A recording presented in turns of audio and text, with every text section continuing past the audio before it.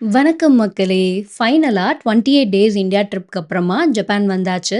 Saturday night வந்து reach ஆனேன். நல்லா தூங்கி ரெஸ்ட் எடுத்துட்டு சண்டே லேட்டா தான் எந்திரிச்சோமே 2 பேரும்.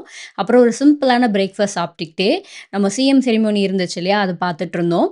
அப்புறம் ஈவினிங் டைம்ல கொஞ்சம் ரிலாக்ஸ்டா எங்கேயாவது வெளிய போயிட்டு வரலான்னு சொல்லிட்டு, யோக்கோஹாமால ரிங்கோ பார்க்னு ஒரு ஏரியா இருக்கு. ரொம்ப சூப்பரா இருக்கும் அங்க.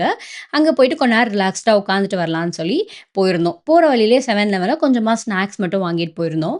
இங்க பயங்கரமா காத்தடிச்சுட்டு இருந்ததா, ஸோ ரொம்ப குளிரா இருந்துச்சு. அப்புறம் ஒரு ஓரமா இடம் புடிச்சு பெட்ஷீட் வேற எடுத்துட்டு போயிருந்தோம். ஸோ அத விரிச்சு உட்காந்து 7-Elevenலேருந்து வாங்கிட்டு வந்த ஸ்நாக்ஸ்லாம் கொஞ்சம் கொஞ்சம் சாப்பிட்டுக்கிட்டே உட்காந்து கதை பேசிட்டு இருந்தோம். இப்ப வேற பாலிடிக்ஸ்ல நெறைய நடக்குது இல்லையா? ஸோ அத பத்தின நியூஸ் தான் நெறைய மீம்ஸ் அப்படி இப்படின்னு வந்துட்டே இருந்துச்சு. அதெல்லாம் பார்த்து ஒவ்வொன்னா பேசிட்டு இருந்தோம். அப்படியே இருட்ட ஆரம்பிச்சுருச்சு. ஸோ நாளைக்கு வேற வொர்க்கிங் டே. ஸோ இப்போ போனா தான் நாளைக்கான ப்ரிப்பரேஷன்லாம் பண்ணிட்டு, தூங்கி ரெஸ்ட் எடுத்து, நாளைக்கு மறுபடியும் ரொட்டீனா ஸ்டார்ட் பண்றதுக்கு கரெக்ட்டா இருக்கும் அப்படின்றனால, அப்படியே இங்கேருந்து நாங்க கிளம்பிட்டோம். நெக்ஸ்ட் வீடியோல பார்க்கலாமா? Bye by.